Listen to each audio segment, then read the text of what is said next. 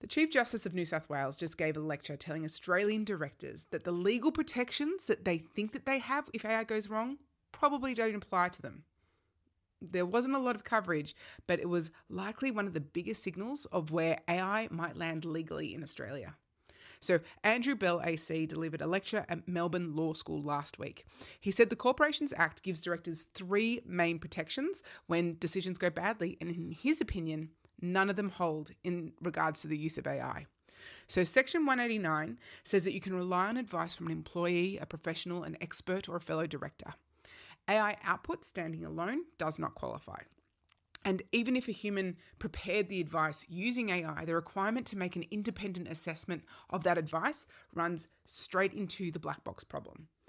If you cannot explain how the AI reached its conclusion, you cannot credibly claim that you independently assessed it. Section 190 covers delegation, so you can delegate to a committee, a fellow director, an employee, or any other person. AI is not a person under the Act, so there is no power to delegate directly to a system, and the protection does not apply if the substance of the decision was effectively handed to a bot. And then the business judgment rule, Section 180, subsection 2, requires directors to form a rational belief and make a conscious decision. Bell was blunt. A director who simply adopts an AI recommendation has almost certainly not made a conscious decision in a legal sense, so the defence would fail.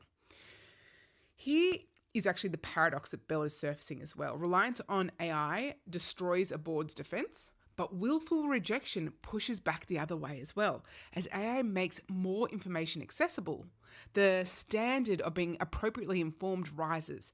Boards that choose not to consult available relevant tools may find themselves exposed for failing to use them.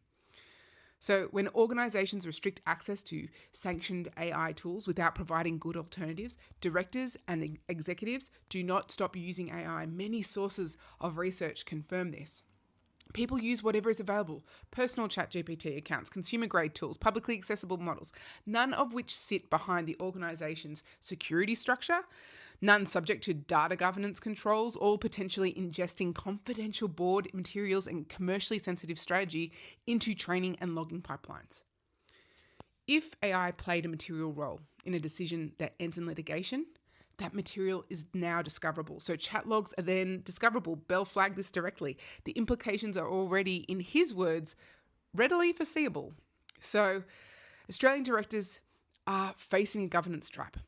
Use AI without understanding it and you lose legal protections. Restrict it without replacing it and you get shadow AI that is often far more dangerous. And do nothing while pretending you have a framework and you have neither. So the stumble around in the dark model we are seeing from boards is just not an option right now.